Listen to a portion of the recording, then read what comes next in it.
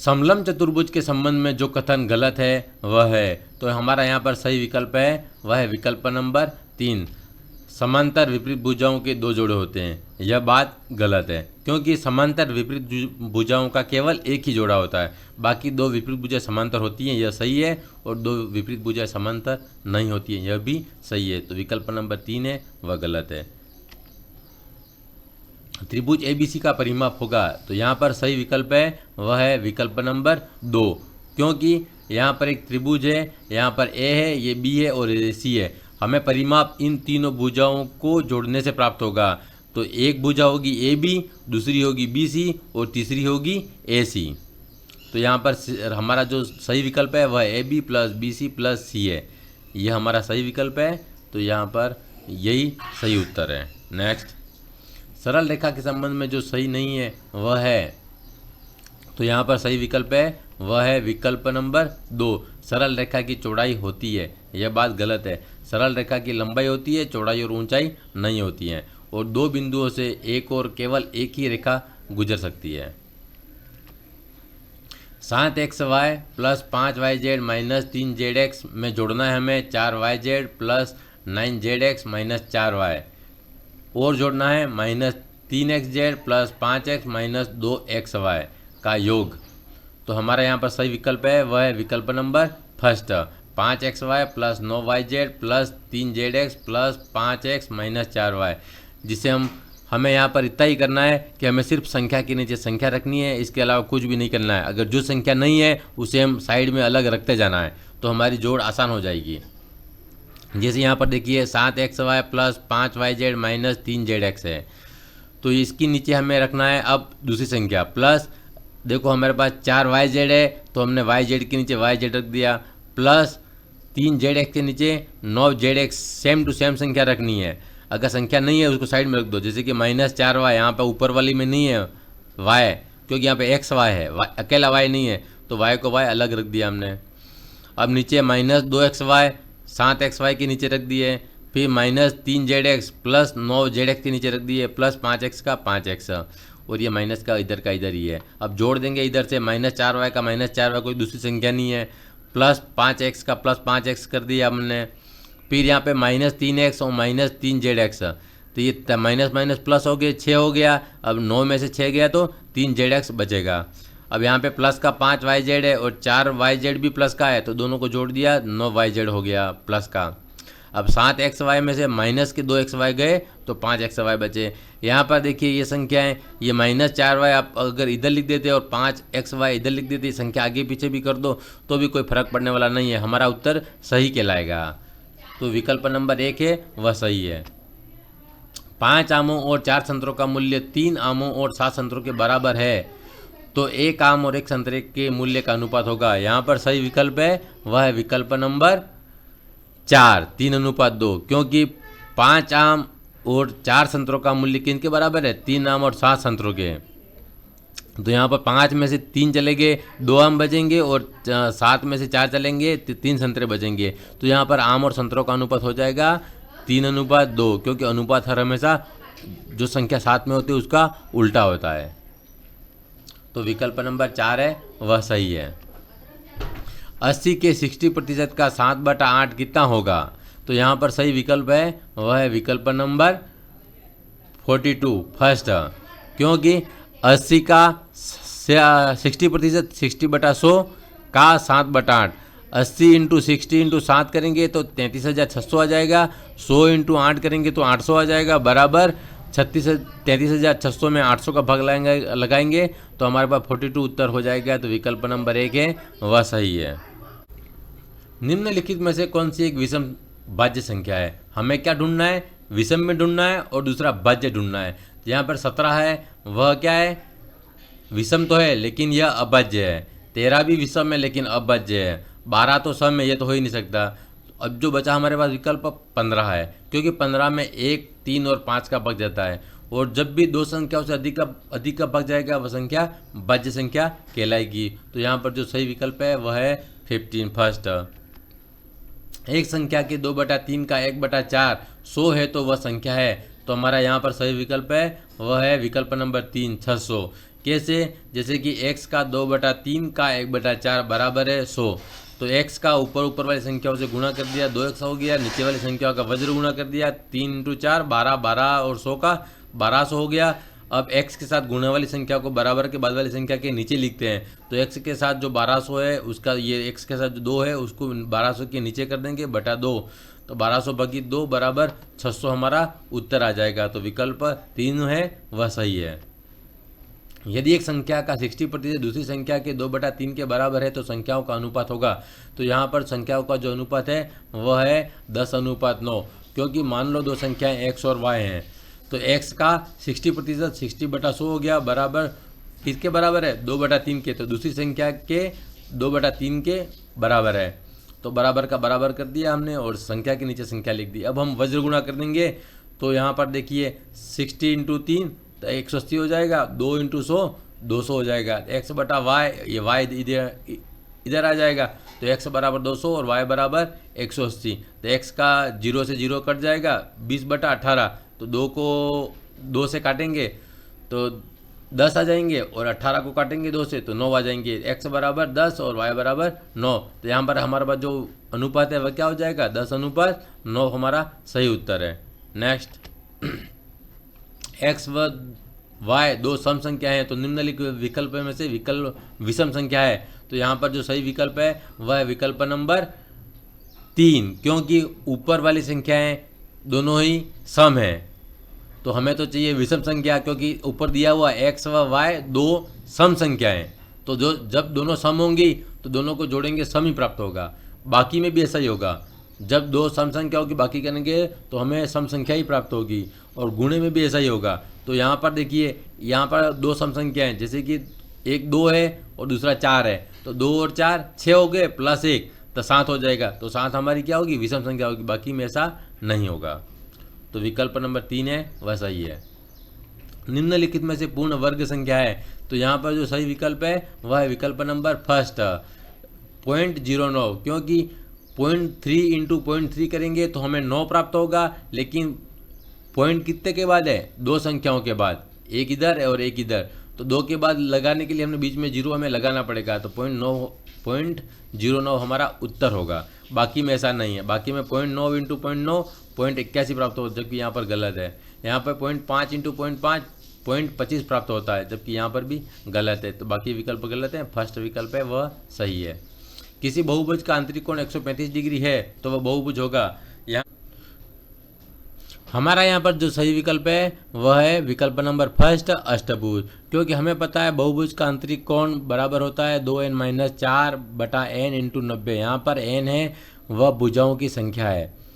तो 135 बराबर 2n-4/n × 90 कर दिया हमने। अब हम वज्र गुणा करेंगे। 135 का n से किया 135n बराबर 2 का किया 90 से तो 180n हो गया। 4 का 90 से किया 360 हो गया। अब हम समान संख्या एक तरफ ले आते हैं तो -360 को इधर ले गए तो प्लस के हो गए, प्लस ये बराबर का बराबर 180n का 180n, ये यहाँ प्लस का है उठा के इधर ले गए तो माइनस का 135n हो गया। अब 180n में से 135n चले जाएंगे तो हमारे पास बचेगा 45n। तो 45n n के साथ गुणे वाली संख्या को बराबर बाद वाली संख्या नीचे रखते 360 बाकी 45 कर दिया, बराबर हमारे पास 8 भुजाएं आ गई। अब 8 भुजाओं वाले भुज को हम क्या कहेंगे? अष्टभुज। तो हमारा पहला विकल्प है वह सही है। नेक्स्ट, एक वृत्त की परिधि 22 सेमी है तो उसके अर्धवृत्त का क्षेत्रफल होगा। हमें पता है वृत्त की परिधि का सूत्र है 2πr। तो वृत्त की परिधि बराबर 2 × पाई का मान 22/7 × r का r लिख दिया। अब 22/7 का 22/7 इधर, क्योंकि वृत्त की परिधि हमारे पास ये 22 पहले से दे रखी है, ये 7 इधर आ गया, भागित 2 × 22 2 × 22 बराबर r का r। तो r हमें प्राप्त हो जाएगा 3.5 सेमी। हमें क्या प्राप्त हो जाएगी? r प्राप्त हो जाएगी। अब हमें अर्धवृत्त का क्षेत्रफल निकालना है। अर्धवृत्त का क्षेत्रफल है πr/2। तो वृत्त का क्षेत्रफल का सूत्र क्या है हमारे पास?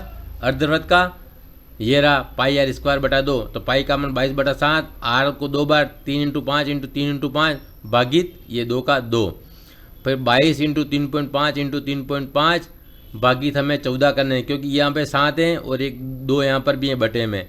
तो 7 और 2 14 हो गए, बाकी 14 लगाना है, तो हमें प्राप्त हो जाएगा 19.25 वर्ग सेमी उत्तर। आप करके इसे देख लीजिएगा। नेक्स्ट, एक वृत्त की सबसे बड़ी जीवा का माप 10 सेमी है और सबसे छोटी जीवा का माप 4 सेमी है, तो वृत्त की त्रिज्या होगी। तो वृत्त की जो त्रिज्या है वह कितनी होगी? 5 सेमी। कैसे? क्योंकि वृत्त की सबसे बड़ी जो जीवा होती है उसे हम वृत्त का व्यास कहते हैं। वृत्त का व्यास यहाँ पर 10 सेमी दिया हुआ है, तो उसका आधा 5 सेमी वह क्या हो जाएगी? त्रिज्या हो जाएगी। बाकी छोटी जीवा का माप का कोई लेना देना यहाँ पर नहीं है। एक मूलधन का y% की दर से y वर्षों के लिए साधारण ब्याज y रुपये हो तो मूलधन होगा। तो यहाँ पर जो सही विकल्प है वह है हमारा विकल्प नंबर 2, 10y हमारा यहाँ पर सही विकल्प है। कैसे? यहाँ पर देखिए, यहाँ पर साधारण ब्याज ज्ञात करने का सूत्र है मूलधन इंटू दर इंटू समय भागित 100 है। तो साधारण ब्याज दिया हुआ है y बराबर मूलधन हमने मान लिया p, दर दी है y और समय भी दिया है y। तब इनका हम पक्षांतरण कर देंगे इधर, तो 100 इंटू वाई हो जाएगा बराबर p into Y into Y. एक y से एक y कट गया, बच्चा क्या 100 रहा। यहाँ पे एक y है तो p के साथ इस y वाले को गुणा वाली संख्या के नीचे लिख देंगे बराबर के बाद, तो 100 बटा y हो गया बराबर p का p। तो हमारा जो सही विकल्प है 100 भागित y हमारा सही उत्तर है। तो विकल्प नंबर 2 ही सही है। यदि नंबर 3, 6, 7, 11 x 15, 19, 20, 25, 28 आरोही क्रम में है, वह उनकी मध्यिका 13 है, तो x का मान होगा। तो यहाँ पर x का मान है वह है 11, क्योंकि सबसे पहले हम इसे आरोही क्रम में जमा हुआ है, इसलिए कोई दिक्कत नहीं है। संख्या कितनी है? पूरी 10 है। सम संख्या है, तो सम संख्याओं के लिए जो मध्यिका का सूत्र है वह है सम पदों की मध्यिका बराबर है बीच के दोनों पदों का योग बटा 2। बीच के दोनों पद कौन कौन से हैं? इधर से 4 छोड़ दिए, इधर से भी 4 छोड़ दिए। बीच के दोनों पद x और 15, तो 15 प्लस x बटा 2 कर दिया हमने। अब इधर वज्र गुणा कर लेंगे, 13 इंटू 2 कर दिया 26 हो गया। 26 बराबर 15 प्लस x, तो x के साथ जोड़ या बाकी वाली संख्या को उधर ले जाएंगे तो माइनस की हो जाएंगी। ये देखो, या प्लस की है तो इधर माइनस की। 26 माइनस 15 बराबर x, तो 26 में से 15 गए तो 11 हमारा उत्तर आ जाएगा। नेक्स्ट, साधारण ब्याज ज्ञात करने का सूत्र है, तो सही सूत्र है वह विकल्प नंबर 2। साधारण ब्याज बराबर मूलधन इंटू दर इंटू समय और पूरे का भागित 100 है। ऊपर वाले में देखिए सिर्फ समय भागित 100 है, ये गलत है। नीचे वाला सही है। दो पासों को एक साथ फेंका जाता है तो इसकी क्या प्रायिकता होगी कि दोनों पासों पर आने वाली संख्याओं का योग 7 हो। तो यहाँ पर सही विकल्प है वह है विकल्प नंबर फर्स्ट 1/6, क्योंकि जब भी हम पासों को फेंकेंगे तो हमारे पास कुल संभावित परिणाम कितने होंगे? 6, लेकिन यहाँ पे 2 पासे हैं तो परिणाम कितने हो जाएंगे? कुल संभावित परिणाम 6 × 6 बराबर 36 होंगे हमारे पास। तो अनुकूल परिणाम कितने होंगे? 6। तो अनुकूल परिणाम जब 6 हैं तो हमारे पास कौन कौन से होंगे? या तो 1 + 6 होगा तो 7 होगा, या 6 + 1 होगा तो 7 होगा, या 2 + 5 होगा तो 7 होगा, या 5 + 2 होगा तो 7 होगा, या 3 + 4 होगा तो 7 होगा, या 4 + 3 होगा तो 7 होगा। अर्थात हमें परिणाम कितने मिलेंगे? अनुकूल 6 मिलेंगे। जबकि कुल संभावित परिणाम कितने हैं? 6 × 6 36, और हमें कितना चाहिए? आने वाली संख्याओं का योग 7 हो, तो 7 इसी कंडीशन में होंगे। तो प्रायिकता कितनी होगी? अनुकूल परिणाम बटा कुल संभावित परिणाम 6/36 बराबर 1/6 हमारा उत्तर हो जाएगा। तो विकल्प नंबर फर्स्ट है वह सही है। 2 घन जिसमें प्रत्येक का आयतन 27 घन सेमी है के संलग्न फलकों को मिलाकर एक ठोस बनाया जाता है, तो प्राप्त ठोस का पृष्ठीय क्षेत्रफल होगा। यहाँ पर जो सही उत्तर है वह है 90 वर्ग सेमी, क्योंकि देखिए घन का आयतन कितना है? भुजा की घात 3, तो हमें घन का आयतन दिया हुआ 27 बराबर भुजा की घात 3। अब 27 का हमने घन किया तो हमारे पास 3 क्या आ गई? भुजा आएगी। ये तो हमें 2 घन है तो हमें 1 की भुजा प्राप्त हुई है। अब इन दोनों घनों को मिला दिया गया है तो दो घन जब मिल जाएंगे तो क्या बन जाएंगे, घनाभ बन जाएगा। लेकिन जब घनाभ बन जाएगा तो 3 और 3 लंबाई 6 हो जाएगी, बाकी चौड़ाई वही रहेगी, ऊंचाई भी वही रहेगी, लंबाई सिर्फ बढ़ेगी। तो घनाभ बन गया। तो घनाभ का पृष्ठीय क्षेत्रफल कितना है, 2 कोष्टक लंबाई इंटू चौड़ाई प्लस चौड़ाई इंटू ऊंचाई प्लस लंबाई इंटू ऊंचाई। तो 2 इंटू हमने 18 प्लस 9 प्लस 18, इन दोनों का आप करके देख लीजिएगा। जैसे कि लंबाई हमारे पास 6, चौड़ाई 3 है, 6 इंटू 3 किया 18 आ गई है। इस तरीके से इनका मान रख के आप कर लीजिएगा। अब इनका टोटल मारोगे तो कितना हो जाएगा, 45। तो 2 इंटू 45 बराबर 90 वर्ग सेमी हमारा उत्तर हो जाएगा। क्योंकि यहाँ पर क्षेत्रफल है इसलिए वर्ग सेमी में होगा। अगर आयतन होता तो यहाँ पर 90 घन सेमी उत्तर आता। यहाँ पर विकल्प नंबर 3 ही सही है।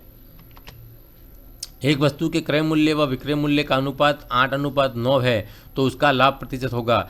यहाँ पर जो सही विकल्प है वह है विकल्प नंबर 3, 12.5। क्योंकि हमें जो लाभ मिलेगा वह किस पे मिलेगा, क्रय मूल्य के ऊपर। तो अपेक्षित लाभ कितना है, 8 क्रय मूल्य है और 9 विक्रय मूल्य है। तो बीच का अंतर कितना है, 1 का डिफरेंस है। तो कितने पे, क्रय मूल्य पर। तो क्रय मूल्य नीचे 8 का 8 इंटू 100 का 100, 100/8 बराबर 12.5 हमारा उत्तर हो जाएगा। नेक्स्ट, 1/2 में कुल कितने 1/8 होंगे, ये हम सीधा कर सकते हैं। यहाँ पे विकल्प नंबर है फर्स्ट है, वही सही उत्तर है 4।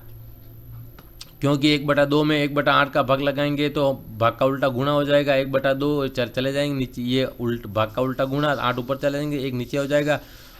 8 को 2 से काट लिया 4, तो 4 हमारा उत्तर हो जाएगा। नेक्स्ट, यदि कक्षा 3 का एक छात्र 3 + 4 - 12 लिखता है तो इसका मतलब क्या है, इसका मतलब है कि उसे गणित के मौलिक चिन्हों का ज्ञान नहीं है। क्योंकि उसे गणित का ज्ञान नहीं, ऐसा नहीं हो सकता। क्योंकि उसने, बच्चे ने करना तो चाहे लेकिन उसे 3 × 4 की जगह उसने 12 लिख दिया। यहाँ पे गुणे का चिन्ह होता है, यहाँ पे इंटू का चिन्ह होता है, बराबर का बराबर 12। अब उसे जोड़ का वो गुणा का ज्ञान नहीं है, ये गलत है। क्योंकि उसे जोड़ का ज्ञान तो है लेकिन वह चिन्हों का बराबर ज्ञान नहीं है। क्योंकि उसे जोड़ व गुणा का ज्ञान होगा, इसीलिए उसने ऐसा करने की कोशिश की। लेकिन यहाँ पर उसने क्या किया है, बराबर सही नहीं लगाया है और यहाँ पे गुणे का चिन्ह भी नहीं लगाया है, तो ये भी गलत है। तो सही विकल्प है वह है 3।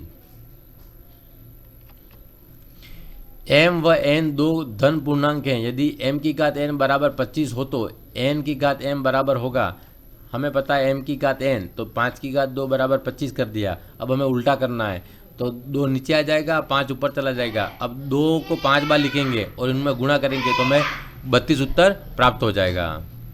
तो विकल्प डी है वह सही है। निम्न में से गणित की प्रकृति है, तो यहाँ पर विकल्प क्या है, डी है। सभी सही है, वह सही है। क्योंकि यह अमूर्त है, यह भी राइट है। यह तार्किक है, यह भी सही है। यह विज्ञान है, यह भी सही है। तो विकल्प डी है वह सही है। सामान्यतः गणित सीखना कठिन है क्योंकि इसकी प्रकृति मूलतः अमूर्त है, यह सही है। क्योंकि अमूर्त चीज़ों के बारे में जानकारी प्राप्त करना बहुत ही कठिन होता है। बाकी के विकल्पों का कोई लेना देना नहीं है। गणित के नियम व निष्कर्ष होते हैं, वस्तुनिष्ठ भी होते हैं और सार्वभौमिक भी होते हैं। तो विकल्प 1 और 2 दोनों ही सही हैं। गणित को कहा जाता है विद्यार्थी को दुश्मन नहीं कहा जाता, शक्तिशालियों की शक्ति भी नहीं कहा जा सकता, मन की भाषा भी नहीं कहा जा सकता। इसे कहते हैं मस्तिष्क का व्यायाम, यही सही है। सामुदायिक गणित अंतर्निहित होती है, ये किस में होती है, अंक गणित में। बाकी का कोई लेना देना नहीं है। राष्ट्रीय पाठ्यचर्या की रूपरेखा 2005 किस बात पर बल देती है, विकल्प नंबर 2 सही उत्तर है। गणित में सफलता प्रत्येक बच्चे के लिए आवश्यक है। क्योंकि जब तक बच्चे को मूल संक्रियाएं, जोड़ बाकी गुणा भाग नहीं आएगा तब तक वो किसी भी व्यवहारिक पक्ष में सफल नहीं होगा। अर्थात 2005 में बताया गया है कि बच्चे को गणित में सफल होना बहुत ज़रूरी है। अर्थात उसे मूल संक्रियाओं का ज्ञान होना ही चाहिए। बाकी का कोई लेना देना नहीं है। बालकों में गणित संबंधित त्रुटियों का पता लगाने के लिए आवश्यक है, तो वह है विकल्प नंबर 2 निदानात्मक परीक्षण। उपचारात्मक परीक्षण निदानात्मक परीक्षण के बाद होता है। तो यहाँ पर जो विकल्प है वह फर्स्ट सही है। क्योंकि निदान में समस्या ढूंढी जाती है और उपचार में उनको दूर किया जाता है। बाकी का कोई लेना देना नहीं है। इस तरीके से आज का टॉपिक भी पूर्ण हुआ। धन्यवाद।